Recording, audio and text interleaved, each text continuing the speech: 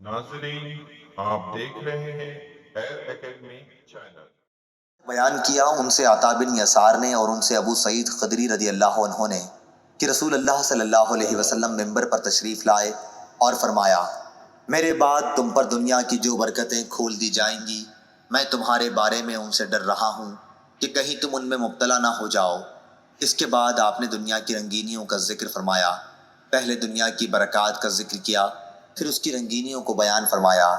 اتنے میں ایک صحابی کھڑے ہوئے اور عرض کیا، یا رسول اللہ صلی اللہ علیہ وسلم، کیا بھلائی برائی پیدا کر دے گی؟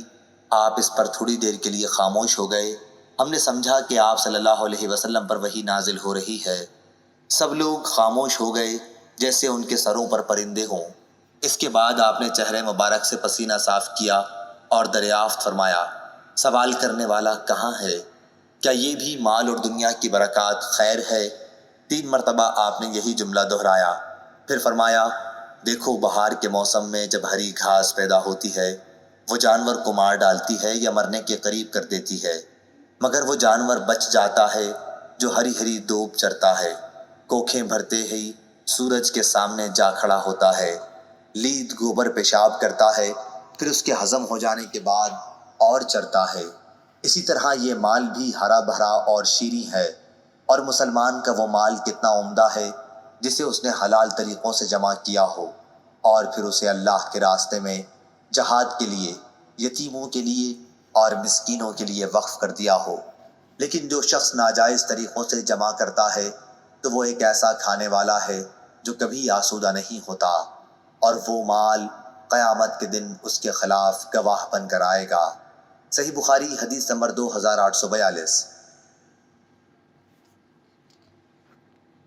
زید بن خالد رضی اللہ عنہ نے بیان کیا کہ رسول اللہ صلی اللہ علیہ وسلم نے فرمایا، جس شخص نے اللہ کے راستے میں غزوہ کرنے والے کو ساز و سامان دیا تو وہ گویا خود غزوہ میں شریک ہوا، اور جس نے خیر خواہانہ طریقے پر غازی کے گھر بار کی نگرانی کی تو وہ گویا خود غزوہ میں شریک ہوا۔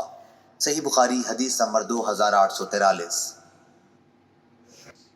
حمام نے بیان کیا ان سے اسحاق بن عبداللہ نے اور ان سے انس بن مالک رضی اللہ عنہ نے کہ نبی کریم صلی اللہ علیہ وسلم مدینہ میں اپنی بیویوں کے سوا اور کسی کے گھر نہیں جایا کرتے تھے مگر ام سلیم کے پاس جاتے۔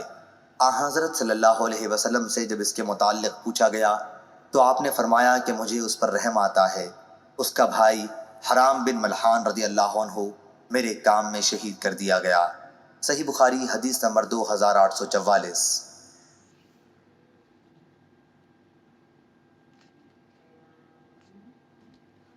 موسیٰ بن انس نے بیان کیا جنگ یمامہ کا وہ ذکر کر رہے تھے۔